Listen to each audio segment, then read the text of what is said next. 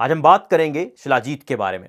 शिलाजीत एक टार की तरह का दिखने वाला केमिकल सब्सटेंस है और यह पाया जाता है पहाड़ों में, चट्टानों में, और इसे लोग सदियों से इस्तेमाल करते आ रहे हैं। इसको ताकत के लिए इस्तेमाल किया जाता है, मर्दाना कमजोरी के लिए इस्तेमाल किया जाता है। जिन लोगों को थकावट रहती है उन्हें इस्तेमाल करने का मशवरा दिया जाता है। आज हम इस वीडियो में जानने की कोशिश करेंगे कि क्या वाकई में शिलाजीत हेल्पफुल है, क्या इसके ये सारे फायदे जो मैंने आपको बताए हैं ये इससे मिलते हैं या फिर सिर्फ सोशल मीडिया हाइप बनी हुई है। सबसे पहले हम ये देखते हैं कि शिलाजीत बनता कैसे है। शिलाजीत बनता है चट्टानों में।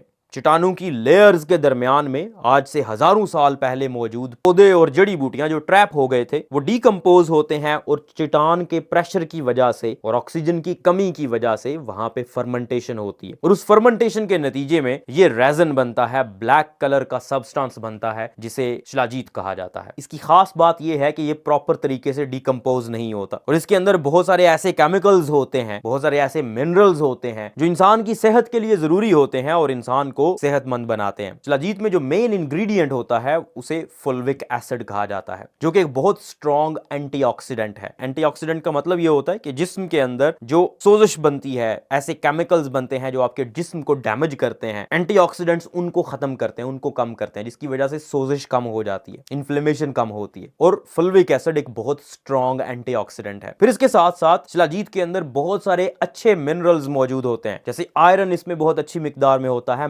मैग्नीशियम मौजूद होता है, जिंक मौजूद होता है, कॉपर मौजूद होता है। ये ट्रेस मिनरल्स हैं जो थोड़ी थोड़ी मिकदार में हमें चाहिए होते हैं, लेकिन अगर इनकी कमी हो जाए तो हमारे जिस्म में कुछ ना कुछ असरात नजर आते हैं। अब बात करते हैं फायदा क्या होता है। पहले मैं आपको क्लेम्स बताता हूं, क्या क्लेम्स हैं, और फिर इनके पीछे रिसर्च जो हुई है वो आपको बताऊंगा, और फिर इसके नुकसान क्या हो सकते हैं उनके बारे में भी हम डिस्कस करेंगे, और एंड पे फैसला आप लोगों का है, आप शिलाजीत इस्तेमाल करना चाहते हैं या नहीं। सबसे पहले नंबर पे जो क्लेम किया जाता है वो ये है कि ये मर्दाना कमजोरी का बहुत बेहतरीन इलाज है। मर्दाना कमजोरी इससे दूर हो जाती है और बहुत सारी रिसर्चेस ऐसी हैं जिनसे वाकई में ये साबित हुआ है कि टेस्टोस्टेरोन का लेवल बढ़ता है। टेस्टोस्टेरोन वो हार्मोन है जो मर्दाना कमजोरी को कम करता है, मतलब मर्दानगी लेकर आता है, और इवन खवातीन के अंदर भी ये मौजूद होता है। और अगर इसकी कमी हो जाए, इवन खवातीन के अंदर भी कुछ अलामात आती हैं, जैसे थकावट का रहना, ये कुछ खवातीन में होता है जो स्पेशली मेनोपॉज में चली जाती हैं। टेस्टोस्टेरोन की अगर कमी हो जाए तो मर्दाना कमजोरी तो होती ही है,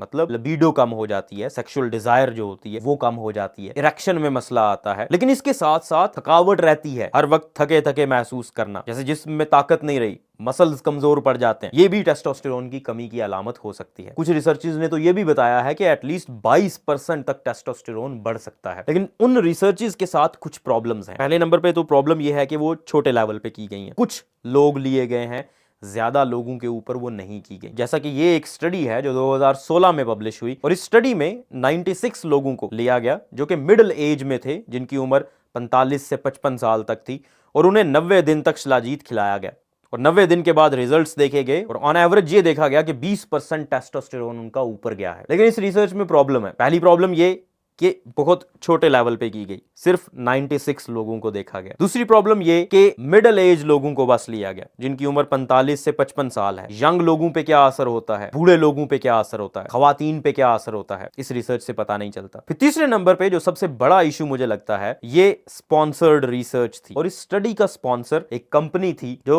शिलाजीत मैन्युफैक्चर करती थी। फिर कुछ छोटे लेवल पे रिसर्चेस हुई हैं जिनसे स्पर्म की मोटिलिटी के बारे में और स्पर्म की हेल्थ के बारे में भी पता चला है कि शिलाजीत का फायदा हो सकता है स्पर्म की हेल्थ पे। लेकिन अगेन छोटे लेवल पे रिसर्चेस हैं और अक्सर रिसर्चेस की मेथोडोलॉजी क्वेश्चनेबल है। और सबसे बड़ी बात, ये सारी रिसर्चेस सजेस्टिव हैं कि फायदा हो सकता है, कोई भी डेफिनेटिव प्रूफ नहीं दे रही कि वाकई में फायदा हो रहा है। फिर बहुत सारी रिसर्चेस जानवरों के ऊपर की गई हैं, रैट्स के ऊपर की गई हैं। जैसे एक रिसर्च की गई चूहों के ऊपर, और ये देखा गया कि जिन चूहों में CFS होता है, क्रोनिक फैटीग सिंड्रोम, मतलब थके थके रहते हैं जो चूहे, उन चूहों को अगर शिलाजीत दी जाए तो उनमें कुछ मूड में और उनके बिहेवियर में बेहतरी आती है। इसका मतलब यह है कि उनका CFS, मतलब उनकी थकावट में कुछ बेहतरी आई है। लेकिन फिर से हम इंसान हैं, रैट्स नहीं हैं, इसलिए उस रिसर्च के ऊपर अंधाधुंध भरोसा नहीं किया जा सकता। फिर एक और रिसर्च है जो 2019 में की गई, और उसमें यह दिखाया गया कि अगर कोई शिलाजीत इस्तेमाल करता है तो उसकी वजह से उसकी परफॉर्मेंस बेहतर होती है, चाहे वो स्पोर्ट्स में है, चाहे वो एक्सरसाइज करता है,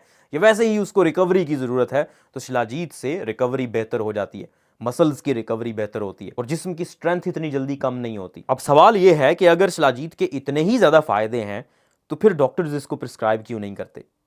देखें, डॉक्टर्स हमेशा वो दवाई आपको प्रिस्क्राइब करता है जो आपके फ़ायदे के लिए होती है, और हमने बहुत सारी दवाइयाँ, इनफैक्ट जो मौजूदा मॉडर्न मेडिसिन है वो बनी ही होम्योपैथी और हर्बल मेडिसिन से है। वहाँ से हमें जो भी अच्छी चीज़ लगी है वो हमने पिक की है और उसके ऊपर रिसर्च की है, और बहुत सारी दवाइयाँ ऐसी हैं, स्पेशली इनिशियली बहुत सारी ऐसी दवाइयाँ थी जो प्लांट्स से हमने निकाली और नेचर से, कुदरत से हमने निकाली। और शिलाजीत अगर वाकई में इतनी इफेक्टिव है तो डॉक्टर्स भी इसको प्रिस्क्राइब करें।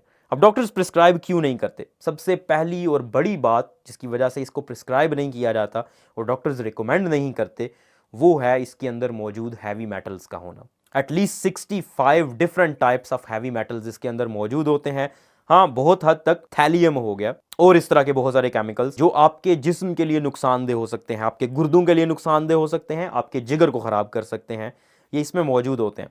अब वो डिपेंड करता है कि प्योरीफाई कैसे किया जा रहा है, और बहुत सारे मेथड्स हैं और बहुत सारे तरीके हैं शिलाजीत को प्योरीफाई करने के, लेकिन क्योंकि ये रेगुलेटेड नहीं है और इसके ऊपर उस तरह से पकड़ नहीं है, तो बहुत सारी फॉर्म्स ऐसी मौजूद हैं मार्केट में जिनमें हैवी मेटल्स बहुत ज़्यादा मिकदार में मौजूद हैं। और क्योंकि रेगुलेशन की कमी है, इसलिए हमें इस चीज़ का पता नहीं चल सकता कि जो शिलाजीत हम इस्तेमाल करने जा रहे हैं क्या उसमें हैवी मेटल्स मौजूद हैं, और अगर मौजूद हैं तो क्या वो सेफ लिमिट से नीचे हैं या सेफ लिमिट से बहुत ऊपर हैं। मैं अगर शिलाजीत को इस्तेमाल करने से किसी को मना करूंगा तो उसकी सबसे बुनियादी वजह सिर्फ यही होगी कि इसमें हैवी मेटल्स होते हैं। आर्सेनिक वो वाला केमिकल है, वो वाला हैवी मेटल है जिसको बहुत ज़्यादा प्रचार किया जाता है। वही लोग जो शिलाजीत को बेचने में लगे होते हैं कि शिलाजीत आपकी सेहत के लिए बहुत अच्छी है, इस्तेमाल करो, ये कर देंगे, वो कर देंगे, इसमें आर्सेनिक का जिक्र नहीं किया जाता। और वही लोग जब ब्रॉयलर चिकन की बात आती है तो आर्सेनिक को बीच में ले आते हैं। आखिर पे मैं ये कहना चाहूँगा कि हमें ज़रूरत है मज़ीद रिसर्च की,